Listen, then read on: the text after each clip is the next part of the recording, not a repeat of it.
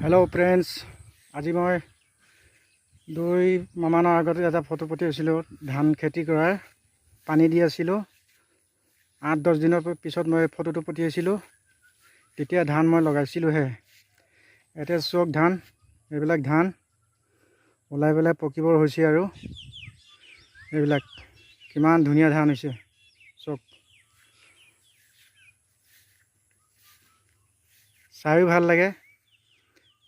পৰা সময়ত কষ্ট অলপ হয় আৰু কাটিবৰ সময়ত অলপ কষ্ট হয়, কিন্তু ধুনীয়া ধান পোৱা যায়।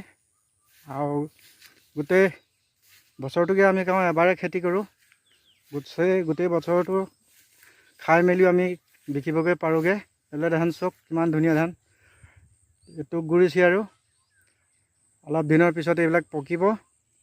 তেতিয়া আমি আকৌ ধানবিলাক কাটিব পৰা যাব মেচিনেৰে। পৰি গ'লে কিন্তু মেচিনেৰে কাটিব নোৱাৰে, বেয়া হয়। এনেকৈ তিয় হৈ থাকিলে মানে মেচিনেৰে কাটিব পৰা যায়। চব কিমান ধুনীয়া তিয় হৈ আছে। আৰু ধান চব ধানেই, সেইবিলাক গোটেই ধান। আমাৰ ইয়াত ধান খেতিটো সেইটো অৱস্থাত বেছি কৰে। চব মানুহেই ধান খেতিয়ে কৰে এইটো সময়ত।